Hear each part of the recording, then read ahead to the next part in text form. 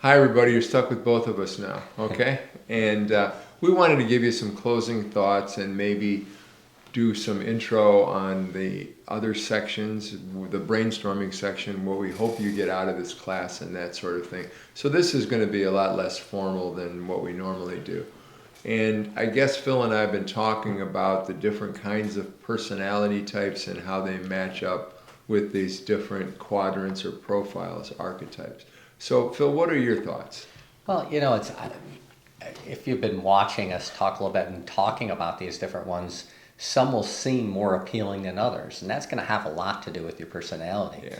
If you tend to be that warm and friendly and it's all about friends, the networker and the marketer is going to be much more appealing to you. And one of the things I think you have to, but if you're not that way, the prospector and the converter probably has a much higher thing. If you're not somewhere where it's all about relationship, and you don't need those relationships to feel comfortable moving forward, you're more that driver personality, those will be more appealing. I think sometimes, so you kind of have to see what's your go-to, and then you kind of have a secondary one too. And it's interesting, and the conversion rates are so much different because of that. Yeah.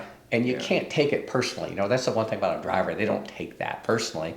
But if you're a friend, you get very much take it personally when the conversion rate is left. And I think one of the things I've always, and we've talked about, Dennis, is, you can limit yourself as an agent by just doing what's comfortable.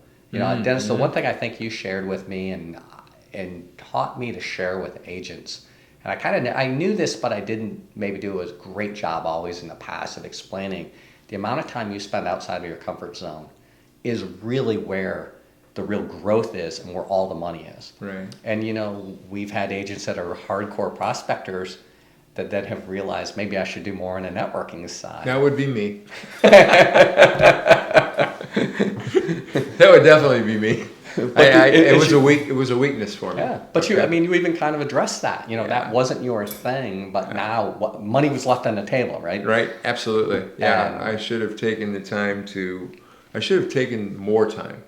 I'll tell you a quick story in my life when I was trying to do things differently, do things better.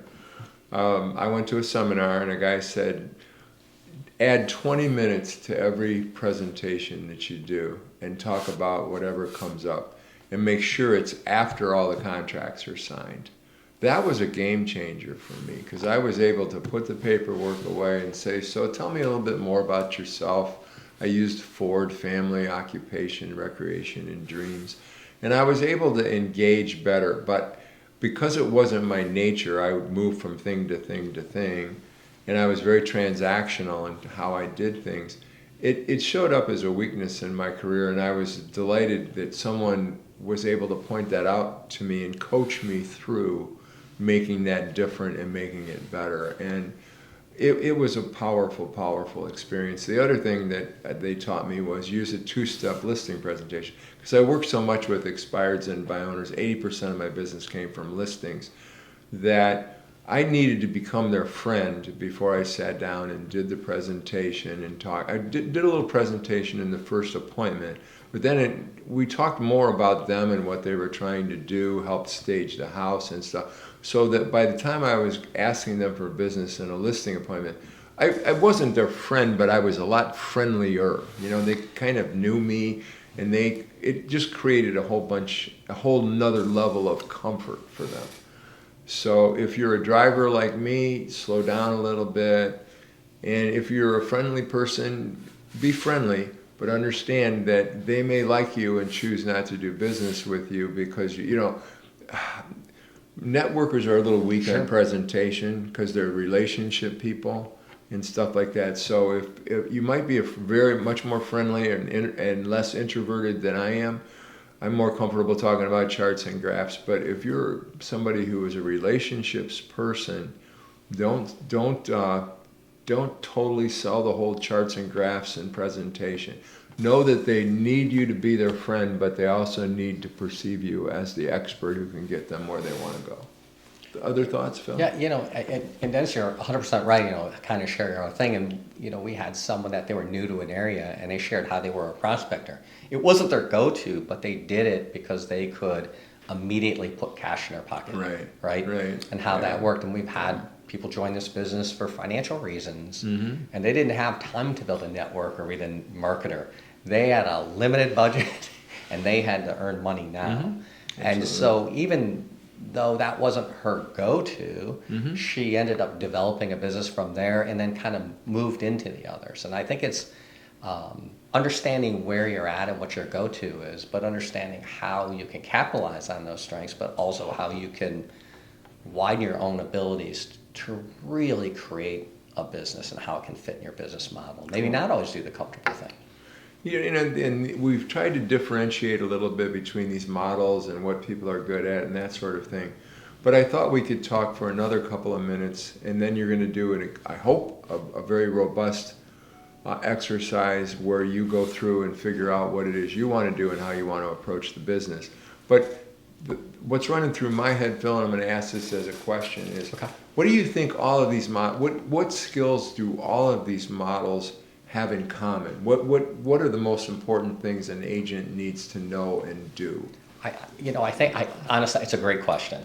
And I think it comes down to ultimately having great dialogues to set the appointment. Great. Because if you don't have a dialogue to set the appointment, and the dialogues are different for each one of these, Mm-hmm.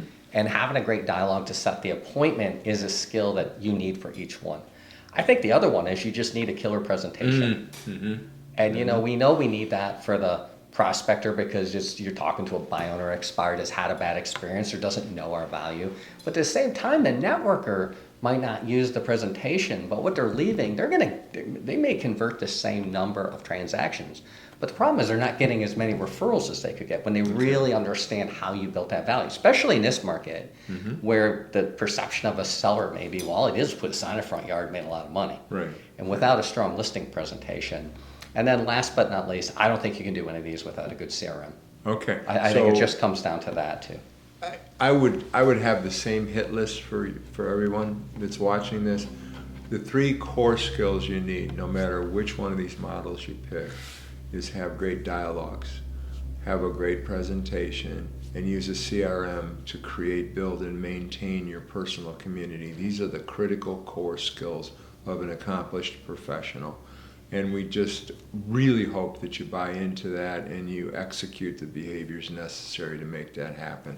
As you were talking about dialogues, I was thinking, Phil, that one of the things that's so powerful about a dialogue, a good dialogue, let's say you're trying to get an appointment, is that it's the ultimate level playing field.